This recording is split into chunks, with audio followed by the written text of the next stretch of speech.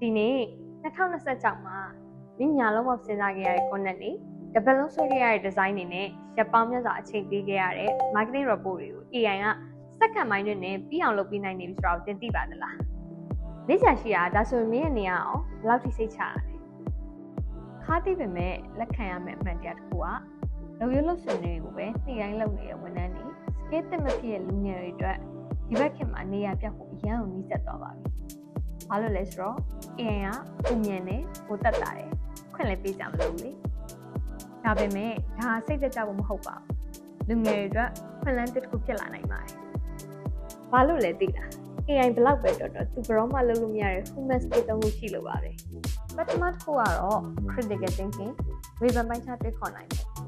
AI က data တွေအပုံလိုက်ထုတ်ပေးနိုင်ပေမဲ့အဲ့ဒီ data တွေကဘယ်အချက်ကတကယ် market ထဲမှာအလုပ်ဖြစ်မလဲဆိုတာကိုဝေဖန်ပိုင်းခြားနိုင်တဲ့ခေါင်းဆောင်ကောင်းတူရဲ့အတွေးခေါ်ကောင်းတဲ့အုံနောက်လိုအပ်ပါတယ်။ဒုတိယတစ်ခုကတော့ complex problem solving ပြဿနာဖြေရှင်းနိုင်တာပဲဖြစ်ပါတယ်။လုပ်ငန်းငယ်တွေကလူမှုရေးပြဿနာတွေ crisis အချက်အသေးတွေကိုပြင်ဆိုင်ဖြေရှင်းနိုင်ဖို့အတွက်စာအုပ်ကြီးတိုင်းမဟုတ်ဘဲနဲ့အခြေအနေပေါ်မူတည်ပြီးတော့ဉာဏ်ပရိရဲ့သုံးသပ်ဖို့လည်းလိုပါတယ်။နောက်ဆုံးတစ်ခုကတော့ leadership and management မှာ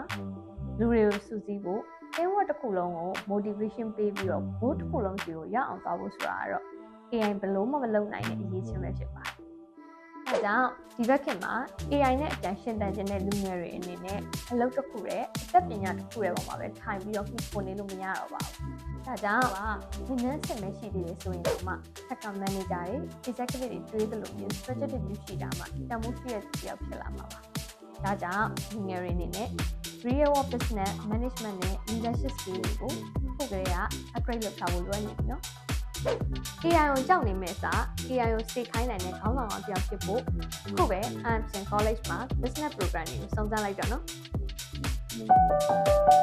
။